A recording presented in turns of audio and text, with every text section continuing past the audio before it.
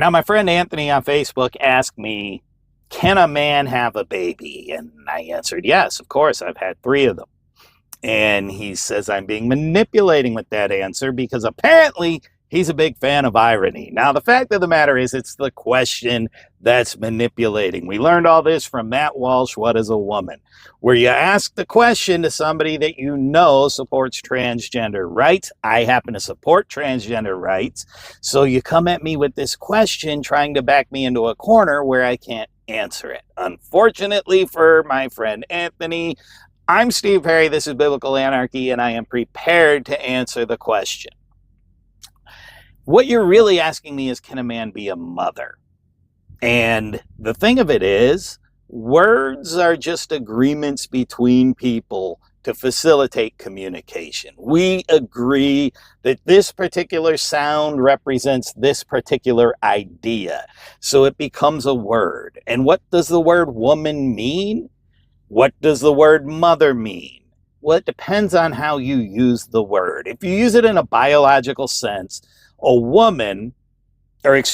mother is a female member of a species who has given birth to another member of the species.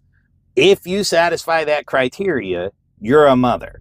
But we all know people who we have called mothers, or we have heard called mothers, or we would all agree are mothers, who don't satisfy that criteria. They've never given birth to an offspring of their own. Perhaps they married somebody who had children and they raised those children, so we call them a mother. Maybe they adopted those children as their own and we called them a mother. Maybe they're just a woman in the community who takes children into her home and feeds them and encourages them and guides them, and so they call her a mother. And in society, this is just something that we accept. There are people who are called mothers who don't fit the biological definition of a mother because there is a role in society that we recognize as the role of a mother. And in order to fulfill the role of a mother, you don't have to check all the biological boxes of being a mother. In fact, for my friend who's a Christian, I believe it was Jesus who said that he wished he could have taken them in as a mother hen takes in her chicks. He wanted to perform the role of a mother in society, but Jesus was a man, right? Well, we'll get to that. But yes, Jesus was a man, but he wanted to perform a mother's role in society. You don't even have to be a woman, although typically in our society you would have to be a woman to be called a mother. But to fulfill that role, you don't have to be a woman, be a mother. The same thing is true with the word woman. It describes both a biological reality and a role in society. And you believe this even though you don't think you do, because when you go into a department store and you see a sign hanging from the ceiling or on the wall that says women, you don't go, oh, this must be the department where they sell women because women only has a biological meaning.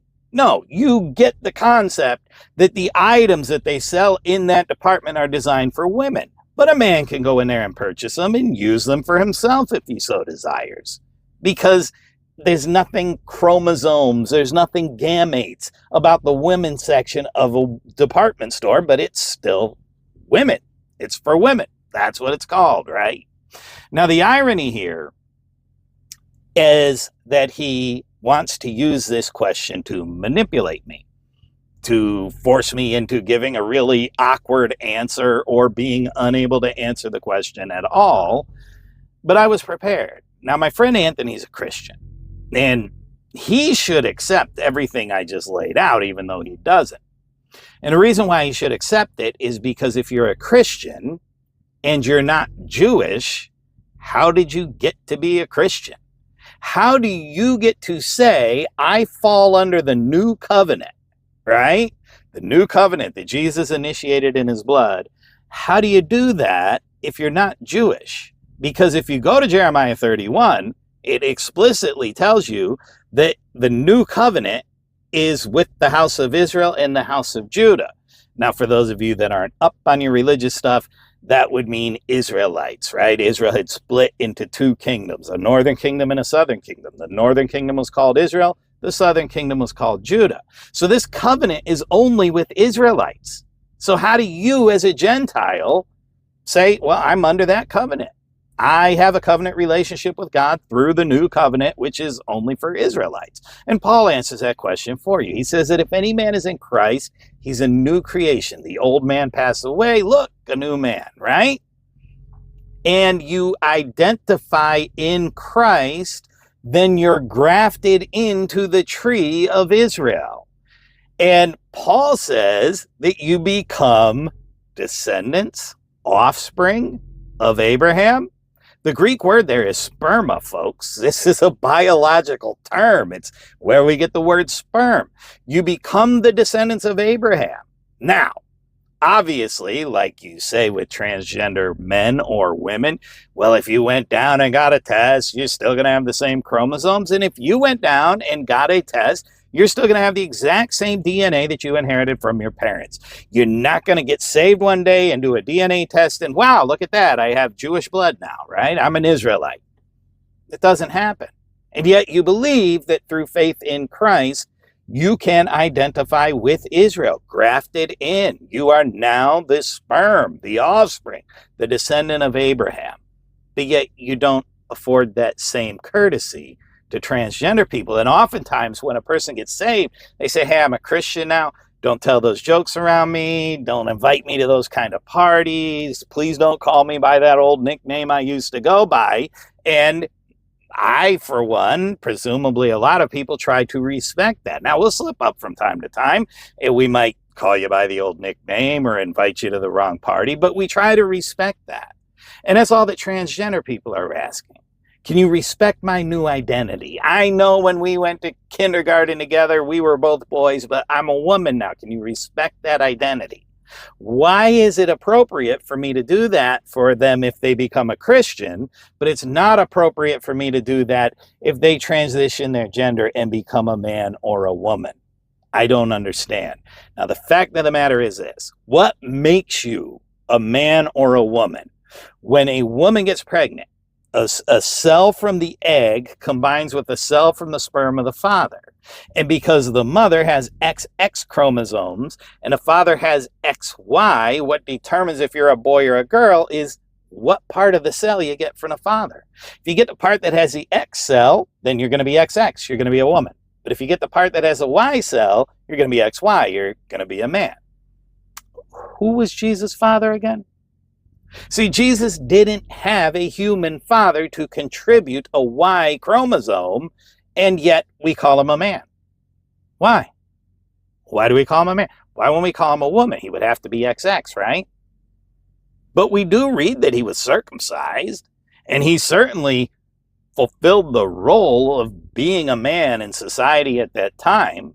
Now, you could say it's miraculous. God just caused a Y chromosome to be there. Or you could concede that sometimes women do in fact have a Y chromosome. Maybe he got it from his mother. The point is, we never ask the question. And if you have to ask the question of the person that lives beside you, then why wouldn't you have to ask the question of the person who lives inside you? All I'm suggesting is that if you're a Christian who denies transgenderism, in other words, you're not just saying it's a sin to be transgender, or you shouldn't be transgender, or I don't like transgender. You're arguing that transgender isn't a thing. You are whatever you were biologically born as, and that's all you can ever be. Then you are invalidating your own religious belief. Because you were born a Gentile, you will die a Gentile. You are not grafted into Israel. You can't be saved in the new covenant because you're not an Israelite. But if you can be, without your DNA changing, you can identify with Israel in Christ, and be part of the new covenant. Then certainly a man or a woman can identify with the gender role in society of the opposing gender. And you might not like it, and you might not agree with it, but you have to respect its legitimacy. All I'm suggesting is that you should treat them the way you wanted them to treat you when you became a new creature in Christ. I'm Steve Perry. This is Biblical Anarchy. If you enjoyed the video, give it a thumbs up, share it on social media, subscribe to the channel, but whatever you do, don't just sit there, do something.